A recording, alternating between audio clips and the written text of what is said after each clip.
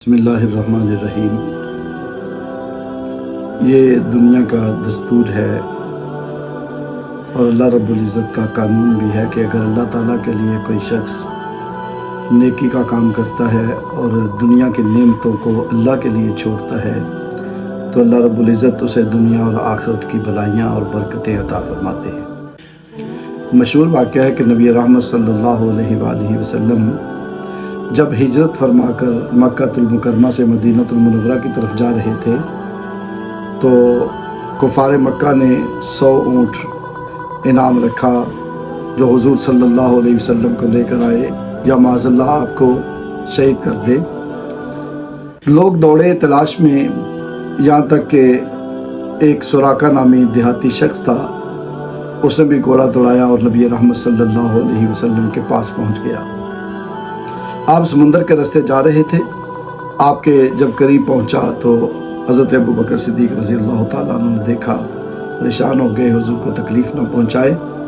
حضور نے دعا فرمائی تو اس کے گھوڑے کے پاؤں جو تھے وہ ریت میں دھنس گئے۔ وہ پریشان ہو گیا، التجا کرنے لگا، معافی مانگنے لگا۔ حضور نے دعا فرمائی، پھر اس کے گھوڑے کے پاؤں ریت سے باہر نکلے۔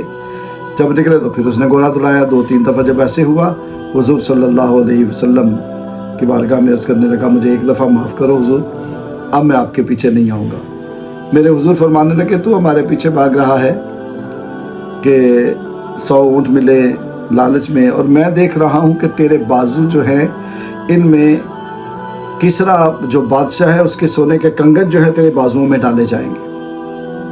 وہ بڑا حیران ہوا اور واپس اس ارادے پر اور اس وعدے پر واپس چلا کہ جب اللہ تعالیٰ آپ کو فتح عطا فرمائے گا، جب جو آپ فرماتے ہیں اس کے مطابق آپ کی مسلمانوں کی حکومت ہوگی ہر طرف، تو آپ میرے ساتھ نرمی والا معاملہ فرمائیں گے۔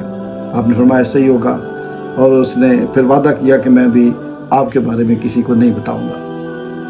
اب جب وہ واپس چلا سراقہ، تو جو بھی راستے میں ملتا تھا حضور کو تلاش کرنے کے لیے کافر نکلا ہوا تھا، ان سے ملتا تو کہتے ادھر جانے کی ضرورت نہیں ہے، ادھر سے میں ہو آیا ہوں، یعنی یہ لوگوں کو واپس موڑتا رہا۔ پھر جب حضور صلی اللہ علیہ وسلم غزوہ حنین سے واپسی پر جورانہ کے مقام پر آئے تو یہ مکہ المکرمہ سے وہاں پہنچا اور حضور صلی اللہ علیہ وسلم کی بارگاہ میں حاضر ہو کے کلمہ پڑھ کے مسلمان ہو گئے۔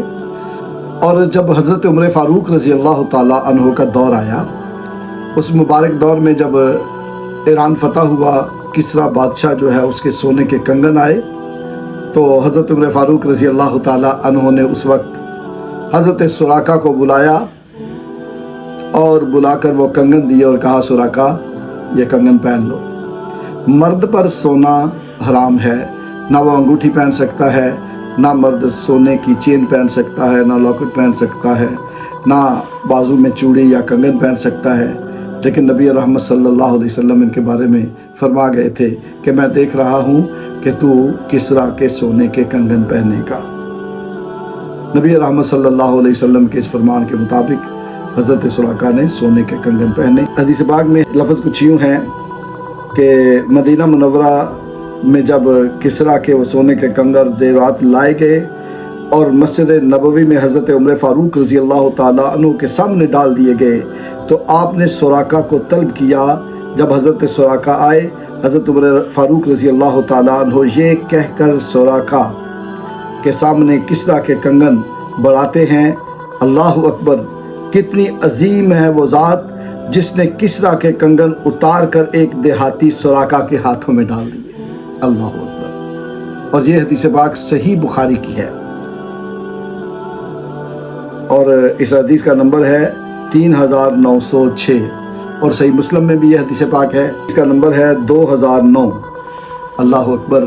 نبی رحمت صلی اللہ علیہ وسلم نے غیب کی خبر بھی دی، اور اس حدیث پاک سے یہ بھی پتہ چلا کہ جو اللہ اور اس کے رسول کے لیے دنیا کو چھوڑتا ہے، اللہ دنیا بھی اسے عطا فرماتا ہے، آخرت بھی عطا فرماتا ہے۔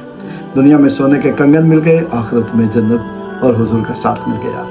اللہ تعالی ہمیں بھی حضور صلی اللہ علیہ وسلم کی سچی محبت، دین کی محبت اور دین کے لیے کام کرنے کی، خدمت کرنے کی توفیق عطا فرمائے، آمین ثم آمین۔